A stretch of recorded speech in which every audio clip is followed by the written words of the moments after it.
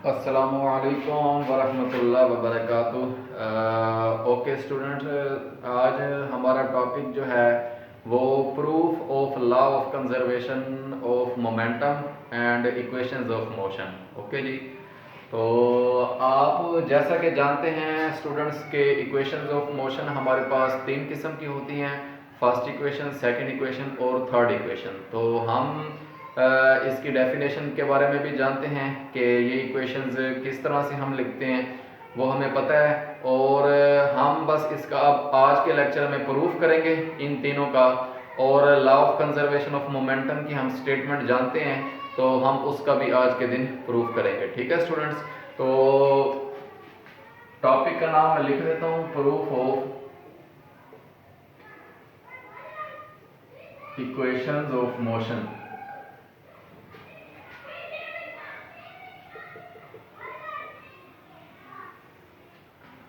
अच्छा स्टूडेंट्स, आज जो पहला प्रूफ आपने करना है वो फर्स्ट इक्वेशन ऑफ मोशन का करना है। तो आपके पास first equation of motion Vf is equal to Vi plus AT। This is the first equation of motion. आप जब इसका प्रूफ करेंगे तो आप स्टेटमेंट सबसे पहले लिखेंगे, consider a body is moving with initial velocity Vi from point A and it covers a distance after time t, it covers a distance s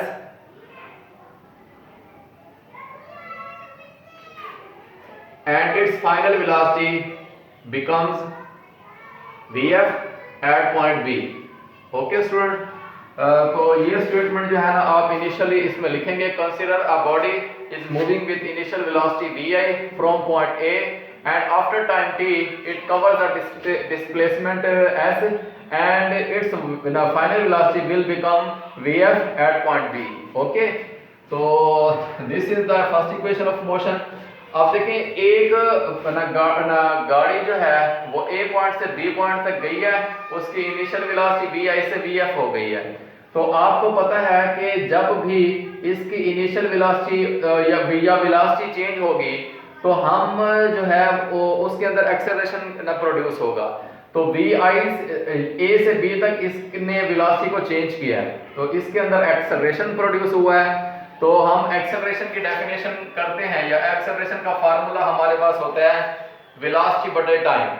ठीक है जी, तो अगर हमारे पास वेलोसिटी जो चेंज हुई है Vi से Vf तक, वो हमने डेल्टा V से रिप्रेजेंट किया उसको, और नीचे हमारे पास टाइम आ गया। अब देखिए, जो चेंज वेलोसिटी में आया है उसको हम लिखेंगे, फाइंड आउट करेंगे Vf माइनस Vi से। ओके स्टूडेंट, तो हमारे पास ये चेंज आ जाएगा वेलोसिटी में। तो वेलोसिटी में आप चेंज इस फार्मूले से निकाल सकते हैं। अब ये एक्सेलरेशन आ गया। अब स्टूडेंट्स, हम इस टाइम को लेफ्ट साइड पे मल्टीप्लाई करें तो ये 80 बन जाएगा, और राइट साइड पे आपके पास Vf माइनस Vi आ जाएगा। अब स्टूडेंट्स देखें, अगर मैं Vf को यहीं पे रहने देना चाहता हूं और Vi उधर जाए, तो ये मसावात हमारे पास कुछ इस तरह से आ जाएगी। ये प्लस आ जाएगा, तो Vf is equal to Vi plus AT, which is the first equation of motion, जो कि हमने पहले लिख दी है। ठीक है स्टूडेंट्स, तो ये हमारे पास फर्स्ट इक्वेशन ऑफ मोशन है, और इसकी हमने डेफिनेशन जो है ना वो पहले से कर दी थी। इसका प्रूफ हमने इस तरीके से करना है, इसकी ये डायग्राम बनानी और स्टेटमेंट आपने लिखना है। Second equation of motion Vit plus half AT square। Okay students, and I will again repeat the same statement. Consider a body is moving with initial velocity Vi at point A and after time t it covers a distance of s, displacement s, and its final velocity will become Vf at point B। Okay students, then the average velocity, देखें आपके पास A से लेके B तक जो body की velocity change हुई है, तो हम इसका एवरेज निकाल सकते हैं। हमारे पास एवरेज का फार्मूला होता है कि फाइनल प्लस इनिशियल ओवर 2। तो ये एवरेज का फार्मूला होता है, ठीक है जी। ओके स्टूडेंट्स, तो यहां से लेके यहां तक जो हमने वेलोसिटी जो चेंज हुई है उसकी हमने एवरेज ली है, तो फाइनल प्लस इनिशियल ओवर 2 ये मैंने किया, तो ये आपके पास एवरेज निकल आई है। अब स्टूडेंट्स आप जानते हैं कि डिस्प्लेसमेंट का फार्मूला होता है वेलोसिटी मल्टीप्लाई बाय टाइम, तो ये हमारे पास डिस्प्लेसमेंट का फार्मूला है। या इधर से वेलोसिटी का फार्मूला निकालना है तो आप डिस्प्लेसमेंट बड़े टाइम से निकाल सकते हैं, ठीक है जी। तो अब एवरेज वेलोसिटी हमारे पास ये है Vf प्लस Vi ओवर 2 और मल्टीप्लाई बाय टाइम। अब स्टूडेंट्स आप जानते हैं कि first equation from the first equation of motion Vf is equal to Vi plus At, तो मैंने Vf is equal to Vi plus At वाला फार्मूला पुट करते हुए प्लस At ये मैंने फार्मूला पुट किया है, तो ये आपके पास जो फर्स्ट इक्वेशन ऑफ मोशन की वैल्यू आप इधर पुट करेंगे तो आपके पास ये आ जाएगा final velocity Vi plus At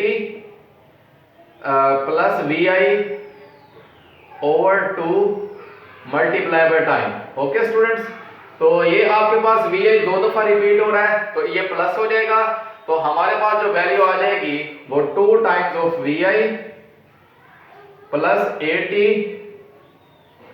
अब एक काम हम ये भी साथ करेंगे स्टूडेंट्स के टाइम को हम साथ में मल्टीप्लाई कर दें, तो Vi प्लस Vi 2Vi और टाइम साथ मल्टीप्लाई हो गया और प्लस अब बाकी जो रिमेनिंग टर्म है वो At है, तो उसके साथ जब टाइम मल्टीप्लाई होगा तो वो स्क्वायर बन जाएगी। तो ये हमारे पास फाइनल टर्म कुछ इस फॉर्म में आएगी कि हम जो है ये वाली जो 2 है इसको हम दोनों साइड्स पे जो है ना ये दोनों टर्म्स में डिवाइड करेंगे, तो हमारे पास जो टर्म आएगी इसके साथ जब डिवाइड करेंगे तो ये 2 कैंसिल हो जाएगा, हमारे पास जो वैल्यू आएगी Vit प्लस जब इसके साथ करेंगे डिवाइड दूसरी टर्म के साथ तो ये हमारे पास इस तरह से वैल्यू आएगी जो कि सेकंड इक्वेशन ऑफ मोशन है, ठीक है स्टूडेंट्स। तो हमने इसको प्रूव कर दिया है सेकंड इक्वेशन ऑफ मोशन से मोशन को, ठीक है। और इसकी हम डेफिनेशन जो है स्टूडेंट्स वो पहले ही हम पढ़ चुके थे कि उसको हम इस फॉर्म में लिखते हैं सेकंड इक्वेशन ऑफ मोशन को, ठीक है स्टूडेंट्स। तो ये हमारे पास फर्स्ट इक्वेशन ऑफ मोशन का प्रूफ है, ये सेकंड इक्वेशन ऑफ मोशन का प्रूफ है और इसी तरह स्टूडेंट्स हम थर्ड इक्वेशन ऑफ मोशन का प्रूफ करेंगे।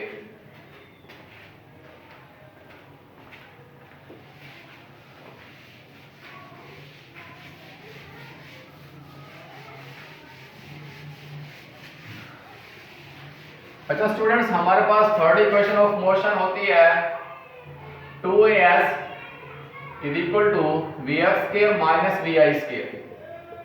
ओके, अब देखिए हमारे पास जो ये इक्वेशन है इसको हमने प्रूव करना है। अब अगेन मैं स्टेटमेंट को रिपीट करूंगा कि consider a body is moving with initial velocity Vi at point A and after time t it covers the displacement s and its final velocity will become Vf at point B। Okay, तो आपके पास again आपके पास जो है ना एक body A से लेकर B तक गई है, इनिशियल वेलोसिटी से फाइनल वेलोसिटी उसकी चेंज हुई है, Vi Vf में चेंज हो गई है और उसने s डिस्प्लेसमेंट कवर किया है टाइम t में। अब देखिए हम Vi और Vf का एवरेज निकाल सकते हैं स्टूडेंट्स, वो आपको फार्मूला पता है कि V एवरेज हमारे पास फाइनल और इनिशियल को जमा कर दें और 2 पे डिवाइड कर दें, इससे हमारे पास एवरेज आ जाएगा, ठीक है स्टूडेंट्स। और सब आप जानते हैं कि हमारे पास फर्स्ट इक्वेशन ऑफ मोशन होती है Vf is equal to Vi plus At। अगर मैं इसमें से टाइम की वैल्यू निकालूं तो हमारे पास टाइम की वैल्यू Vi उधर जाके माइनस हो जाएगा और यहां पे टर्म ये बचेगी। अब यहां से टाइम की वैल्यू आ जाएगी Vf minus Vi over A, तो ये हमारे पास स्टूडेंट्स टाइम की वैल्यू है और ये एवरेज वेलोसिटी की है। अगर मैं अब डिस्प्लेसमेंट की वैल्यू और लिखता हूं वो हमारे पास होती है displacement is equal to velocity multiply by time, ये हमारे पास डिस्प्लेसमेंट की डेफिनेशन है, ठीक है जी। या हम ये भी कह सकते हैं कि वेलोसिटी की डेफिनेशन फार्मूला होता है डिस्प्लेसमेंट बटे टाइम, इस तरह से भी लिख सकते हैं। तो ये स्टूडेंट्स v एवरेज वेलोसिटी है और ये टाइम है। हमारे पास v एवरेज की वैल्यू भी है और टाइम की वैल्यू भी है, तो हम इन दोनों को पुट करेंगे इस इक्वेशन में। तो हमारे पास v एवरेज की वैल्यू है vf प्लस vi ओवर 2 और टाइम की वैल्यू है students vf minus vi over a। तो ये हमारे पास स्टूडेंट्स v एवरेज और टाइम की वैल्यू पुट करने के बाद इक्वेशन आई है। अब देखें स्टूडेंट्स, ये हमारे पास है vf प्लस vi है और ये vf माइनस vi है। अगर आप इसको देखें तो ये a plus b a minus b का फार्मूला बन रहा है। तो हम इसको मैथमेटिक्स में vf square minus vi square की फॉर्म में लिखेंगे और ये जो 2a है ये यहाँ पे डिवाइड हो रहा है तो उधर ले जाएंगे तो ये मल्टीप्लाई हो जाएगा। तो हमारे पास फाइनल इक्वेशन ये बनी है जो कि थर्ड इक्वेशन ऑफ मोशन होती है। तो हम थर्ड इक्वेशन ऑफ मोशन का प्रूफ भी कर सकते हैं उसी तरीके से, उसी मेथड से जैसे कि हमने फर्स्ट और सेकंड का किया है। तो हम इनिशियली स्टार्ट करेंगे इस डायग्राम से और स्टेटमेंट लिखेंगे, उसके बाद ये उसकी कैलकुलेशन करने के बाद हम इसको प्रूफ करेंगे। ठीक है जी। तो ये स्टूडेंट्स इक्वेशंस ऑफ मोशन का प्रूफ था जो कि आपने किया है तीन इक्वेशंस का। ठीक है जी। तो इनको आपने जो है ये फर्स्ट सेकंड और थर्ड इक्वेशंस को आपने प्रूफ को जो है ना वो करना है। ठीक है स्टूडेंट्स।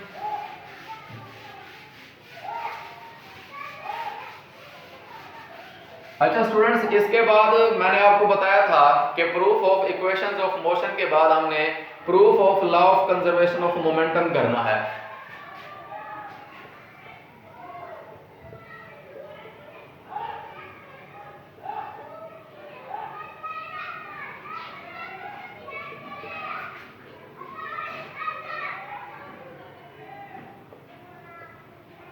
अच्छा स्टूडेंट्स, इस के हवाले से प्रूफ करने से पहले मैं आपको कुछ चीजें बुनियादी वो मैं बता देता हूँ। देखिए मोमेंटम, किसी भी बॉडी का मोमेंटम उसकी वेलोसिटी को रिप्रेजेंट करता है कि अगर कोई बॉडी ज्यादा वेलोसिटी के साथ मूव कर रही है तो उसका मोमेंटम ज्यादा, अगर कोई बॉडी कम वेलोसिटी के साथ मूव कर रही है तो उसका मोमेंटम भी कम होगा। तो हम मोमेंटम को वेलोसिटी की फॉर्म में डिफाइन करते हैं। ठीक है स्टूडेंट्स। अब हमारे पास जो law of conservation of momentum है वो स्टेटमेंट क्या है। देखिए स्टूडेंट्स, हमारे पास law of conservation of momentum की स्टेटमेंट ये है कि अगर हमारे पास एक बॉडी है वो उसकी वेलोसिटी vf है। फॉर एग्जांपल मैं कहता हूं कि एक बॉडी है a, ठीक है स्टूडेंट्स, और एक बॉडी है b। अब देखिए law of conservation of momentum की स्टेटमेंट समझाने से पहले या उसका प्रूफ करने से पहले मैं कुछ बुनियादी चीजें आपको बता देना चाहता हूं कि law of conservation of momentum होता क्या है। देखिए एक बॉडी A है, उसकी वेलोसिटी है फॉर एग्जांपल हमारे पास 120 मीटर पर सेकंड। अगर इसकी वेलोसिटी 120 मीटर पर सेकंड है और इसकी वेलोसिटी फॉर एग्जांपल है 40 मीटर पर सेकंड, तो ये जो वेलोसिटी A और B की है, A इस तरफ जा रही है और B भी इसी तरफ जा रही है। आप देखें कि इसकी वेलोसिटी ज्यादा है, इसकी वेलोसिटी कम है, तो ये उसके साथ अगर जाके टकराए, अगर जाके कोलिजन हुई है तो यकीनन इसकी कोलिजन की वजह से इस बॉडी के साथ इसकी वेलोसिटी कम हो जाएगी। फॉर एग्जांपल मैं कहता हूं कि इसकी वेलोसिटी A की वेलोसिटी वो हो गई है 40 मीटर पर सेकंड आफ्टर कोलिजन। डायरेक्शन वही है वेलोसिटी की, लेकिन मैग्नीट्यूड चेंज हो गई है। और B की वेलोसिटी आफ्टर कोलिजन 120 हो गई है। देखिए डायरेक्शन वही है, सेम है। देखिए इसकी वेलोसिटी 120 थी, इसकी वेलोसिटी 40 थी इनिशियली। जब ये इसके साथ जाके कोलाइड किया इसने तो इसकी वेलोसिटी कम हो जाएगी, इसकी वेलोसिटी ज्यादा हो जाएगी। फॉर एग्जांपल मैं कहता हूं इसकी वेलोसिटी 40 पे आ गई है और इसकी वेलोसिटी 120 पे चली गई है। अब law of conservation of momentum को समझें। देखिए law of conservation of momentum ये बताता है कि अगर एक बॉडी की वेलोसिटी कम हुई है कोलिजन के बाद, या तो उसकी वेलोसिटी असल में वो रेड्यूस नहीं हुई, जाया नहीं हुई, बल्कि वो ट्रांसफर हो गई है एक बॉडी से दूसरी बॉडी में। ठीक है जी, law of conservation of momentum की स्टेटमेंट यही है। और आप यहां पे देख भी सकते हैं एक्सपेरिमेंटली कि इसकी वेलोसिटी 80 मीटर पर सेकंड कम हुई है आफ्टर कोलिजन, लेकिन क्या वो 80 मीटर पर सेकंड रेड्यूस हो गई है, जाया हो गई है, डिस्ट्रॉय हो गई है? नहीं, बल्कि law of conservation of momentum ये कहता है कि वो शिफ्ट हो जाएगी वेलोसिटी एक बॉडी से दूसरी बॉडी में। अगर आप इस पे गौर करें तो इसकी वेलोसिटी 40 से 120 हो गई है, तो इसका मतलब है इंक्रीमेंट इसमें 80 का आया है। तो वो कहां से आया है? वो असल में इस बॉडी से आया है। ठीक है स्टूडेंट्स, तो इसका मतलब है कि हमारे पास वेलोसिटी जो है before and after collision destroy नहीं हुई, बल्कि ट्रांसफर हो गई है एक बॉडी से दूसरी बॉडी में। आप इसको इस फॉर्म में भी लिख सकते हैं कि हमारे पास momentum before and after collision destroy नहीं हुआ, बल्कि एक बॉडी से दूसरी बॉडी में शिफ्ट हो गया। ठीक है स्टूडेंट्स, तो ये law of conservation of momentum की आसान सी एग्जांपल है जिससे मैं आपको समझाना चाहता था। अब इसके बाद हम इसका प्रूफ भी करेंगे और इसकी स्टेटमेंट भी पढ़ेंगे और इसका फार्मूला भी स्टूडेंट्स करेंगे। ठीक है जी, अब देखिए स्टूडेंट्स, हमारे पास यही एग्जांपल मैं रिपीट कर रहा हूं जो कि बुक में जो लिखी हुई है वो है एक स्नोकर की एग्जांपल है। फॉर एग्जांपल एक बिलियर्ड बॉल है, स्नोकर है, उसके वाइड बॉल का मास है m1, उसकी वेलोसिटी है जी u1। अगर वो वाइड बॉल जो है ना वो जाके उसकी डायरेक्शन वेलोसिटी की ये है, वो जाके एक और बॉल से टकराई है डिफरेंट कलर की, उसका मास m2 था स्टूडेंट और उसकी वेलोसिटी थी u2। अब law of conservation of momentum for example वो कहता है कि बुक में ये बताता है कि अगर u1 ग्रेटर है u2 से, अगर u1 की वेलोसिटी ज्यादा है u2 से, तो यकीनन ये इसके साथ जाके टकराएगी। तो this implies collision will become, होगी कोलिजन होगी, तो उसकी वजह से हमारे पास जो बॉडीज हैं उनके मासेस तो सेम रहेंगे लेकिन वेलोसिटीज चेंज हो जाएंगी, वेलोसिटीज की डायरेक्शन भी सेम रहेंगी। हमारे पास मासेस तो स्टूडेंट्स चेंज हो जाएंगे, उसकी वेलोसिटी जो है ना वो हमारे पास मास सेम रहेंगे, वेलोसिटी चेंज हो जाएंगी। अब देखें मासेस हमारे पास सेम है लेकिन वेलोसिटी पहले u1 थी v1 हो गई है, u2 थी v2 हो गई है। तो बिफोर कोलिजन हमारे पास स्टूडेंट्स, बिफोर कोलिजन हमारे पास जो मोमेंटम था इस बॉडी का, वाइड बॉल का, अगर आप मोमेंटम का फार्मूला आपको पता है कि mv मोमेंटम का फार्मूला होता है, v वेलोसिटी होती है, तो इस केस में m1 u1, इसका मोमेंटम है m2 u2, इसका मोमेंटम है m1 v1, इसका मोमेंटम है m2 v2। ठीक है स्टूडेंट्स, तो आप अगर गौर करें तो हमारे पास बिफोर कोलिजन, टकराने से पहले हमारे पास मोमेंटम पहली बॉडी और दूसरी बॉडी का मोमेंटम जो आएगा वो आएगा हमारे पास m1 u1 plus m2 u2। After collision हमारे पास जो मोमेंटम होगा वो होगा इस सिस्टम का m1 v1 plus m2 v2। अब स्टूडेंट्स देखें वो ये बताता है कि क्या कहते हैं मोमेंटम जो है वो बिफोर और आफ्टर कोलिजन वो सेम रहेगा। ठीक है स्टूडेंट, जैसा कि इसकी एग्जांपल मैंने आपको दी थी कि एक बॉडी A है, उसकी वेलोसिटी 120 है मीटर पर सेकंड और दूसरी बॉडी B है, उसकी वेलोसिटी है 40 मीटर पर सेकंड। तो आफ्टर कोलिजन हमारे पास इसकी 40 मीटर पर सेकंड हो गई है वेलोसिटी और इसकी जो है हमारे पास B की वेलोसिटी वो 120 हो गई है। तो अगर हम बिफोर कोलिजन इन दोनों को जमा करें, इन दोनों वेलोसिटीज को जमा करें, तो हमारे पास बिफोर कोलिजन इस पूरे सिस्टम का मोमेंटम हमारे पास वेलोसिटी आती है 120 प्लस 40 तो 160 मीटर पर सेकंड। और आफ्टर कोलिजन हमारे पास A और B का जो मोमेंटम आता है आफ्टर कोलिजन वो हम अगर इनको हम जमा करें तो 120 प्लस 40 160। इसका मतलब ये हुआ कि हमारे पास मोमेंटम पहले और बाद वाला सेम है। क्या कोलिजन की वजह से मोमेंटम कम हो गया है? आप गौर करें वैल्यू पे तो मोमेंटम कम नहीं हुआ, ना ही ज्यादा हुआ है। तो क्या हुआ, मोमेंटम असल में सेम है। ठीक है स्टूडेंट्स, तो इसी तरह से आपने पहले सिस्टम के मोमेंटम को जमा किया, वो ये आया, दूसरे सिस्टम के मोमेंटम को जमा किया, ये आया। अब ये दोनों के दोनों बराबर होंगे, जैसे वहां पे वो बराबर हैं, तो वो स्टेटमेंट जब आप इसको बराबर करेंगे तो यही statement law of conservation of momentum की है। वो कहता है कि कोई सिस्टम का मोमेंटम बिफोर और आफ्टर सेम रहता है। ठीक है जी, तो वो चेंज नहीं होता, रेड्यूस नहीं होता, डिस्ट्रॉय नहीं होता, बल्कि सेम रहता है। ठीक है स्टूडेंट्स, तो इसकी एग्जांपल मैंने न्यूमेरिकल फॉर्म में वो दे दिया। ठीक है, अच्छा स्टूडेंट्स, अब आपने इसका प्रूफ करना है कि क्या वाकई ये इसके बराबर होता है। तो उसके लिए आप जो है फर्स्ट बॉडी, ये देखिए ये पहली बॉडी है, ये दूसरी बॉडी है, इसने इसके ऊपर फोर्स लगानी है कोलिजन के वक्त, और रिएक्शन की फोर्स M2 ने या दूसरी बॉडी ने पहली बॉडी के ऊपर लगानी है। तो हम पहले एक्शन की फोर्स निकालेंगे। फॉर एग्जांपल एक्शन की फोर्स F1 है, हमारे पास पहली फोर्स है तो मास भी M1 होगा और एक्सेलरेशन भी A1, पहली बॉडी का मास और पहली बॉडी का एक्सेलरेशन। ठीक है स्टूडेंट्स, अब देखें एक्सेलरेशन निकालना है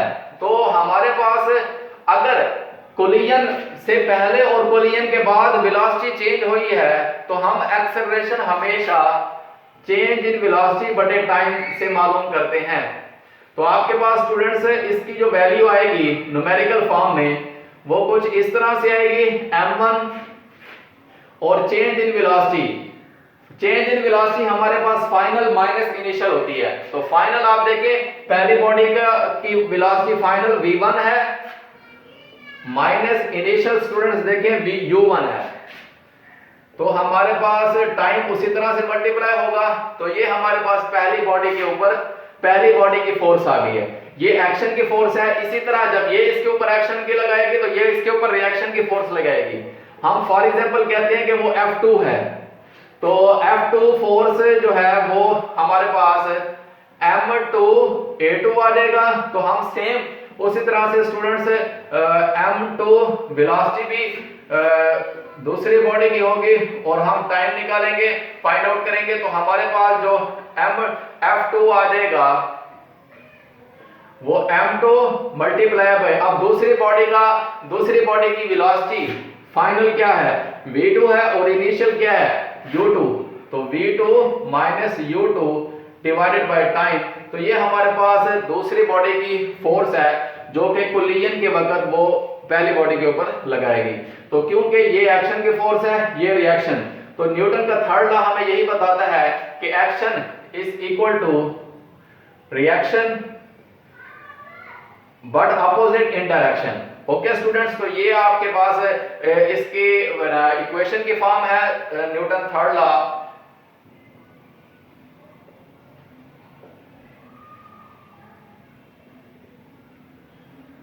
अच्छा स्टूडेंट्स, आप देखें आपके पास एक्शन हमारे पास है F1 M1 V1 माइनस